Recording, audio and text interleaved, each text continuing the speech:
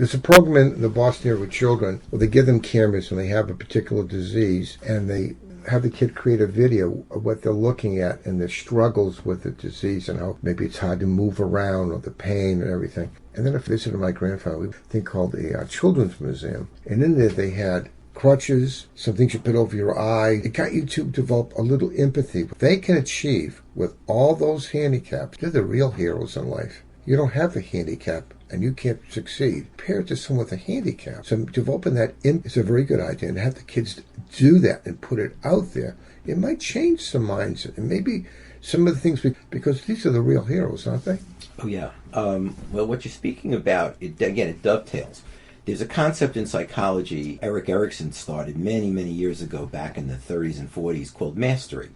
And a person's experience of anything, whether it's a weakness they have or a handicap or even trauma they've been through, if you give them the tools or the opportunity and the guidance to somehow master the experience, whether it's draw a picture, write a story, as you were saying, now they're making videos, can be very helpful to minimizing the damage that the disability or that the trauma causes, because the person, like you say, has become familiar with it. So a lot of these videos that you're speaking about were started as a way of children expressing themselves and also showing others what it's like, let other children develop empathy. You're 100% correct.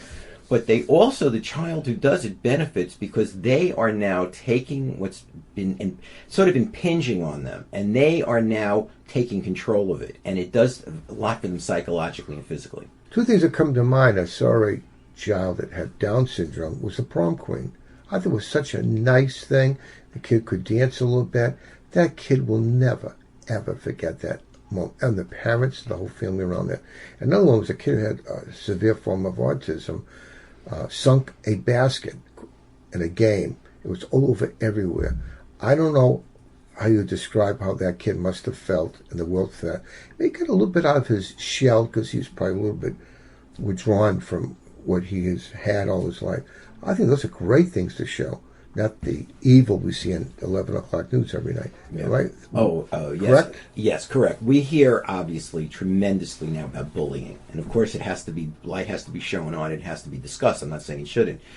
But we're not showing, many of the children today are empathizing. And just as you explained, there are teams, I saw a video with a football team, and they had a kid, I believe it was Down syndrome, and they worked a play where he actually scored. They got down probably to 2 or 3 yards out, and they put a couple of big guys in front of him, and there was a genuine touchdown. He scored a touchdown. I mean, well, he was elated. The whole crowd was elated.